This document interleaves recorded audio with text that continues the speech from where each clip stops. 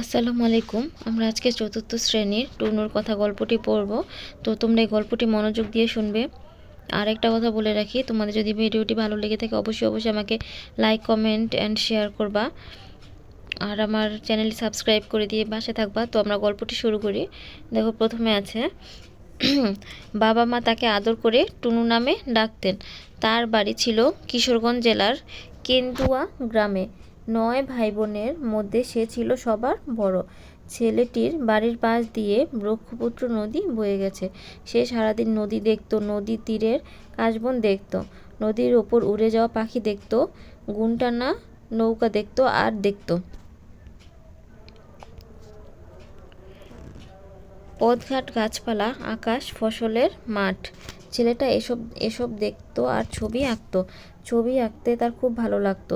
পাখির ছবি, নদীর ছবি, নৌকার ছবি, জেলেদের মাছ ধরার ছবি সহ আরও কত ছবি। ছবি এঁকে এঁকে সে তার মাকে দেখাতো। মা তার ছবি দেখে খুব খুশি হতেন। তার খুব ইচ্ছা ছবি আঁকার ওপর পড়াশোনা করবে।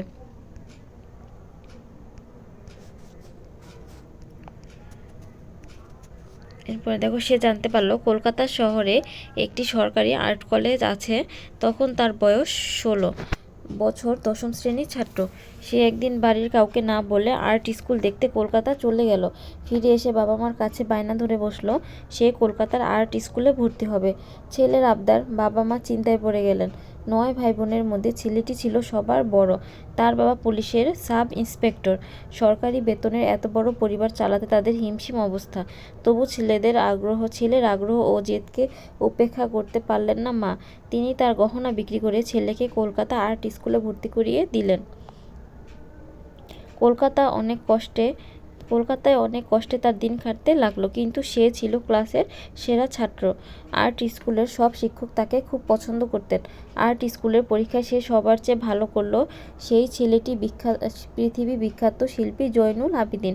তাকে আমরা শিল্পাচার্য নামে ডাকি। পড়াশোনা শেষ করে তিনি কলকাতা আর্ট কলেজে শিক্ষক হিসেবে যোগদান করেন। বিভিন্ন পত্রপত্রিকায় তার ছবির খবর ছাপা হতে থাকে। একবার সারা ভারতের ছবি প্রদর্শনীতে তিনি সোনার মেডেল পুরস্কার পান। তখন বাংলা 1350 সাল।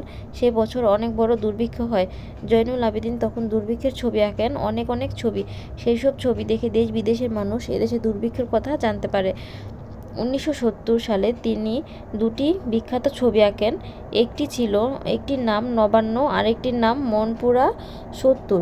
নবান্ন ছবিতে তিনি এদেশের গ্রাম বাংলার মানুষের জীবনযাত্রা ফুটিয়ে তোলেন, আর মনপুরা 70 ছিল তার ঘূর্ণিঝড়ের ছবি। 1970 সালে এদেশে অনেক বড় ঘূর্ণিঝড় হয়। মনপুরা 70 ছবিতে তিনি সেই ভয়ঙ্কর ঝড়ের রূপ আঁকেন। এছাড়া বিদ্রোহী, মইটানা, গুনটানা, গায়ের ভুদু ইত্যাদি তার বিখ্যাত ছবির নাম। তখন বাংলাদেশে আর্ট স্কুল ছিল না।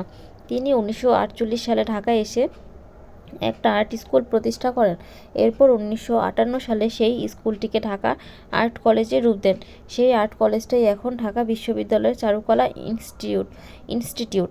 শিল্পাচার্য জয়নুল আবেদিনের 1914 সালের 29শে ডিসেম্বর জন্মগ্রহণ করেন এবং 1976 সালের 28শে মে মৃত্যুবরণ করেন। তো এই হচ্ছে আমাদের জয়নুল আবেদিনের গল্প।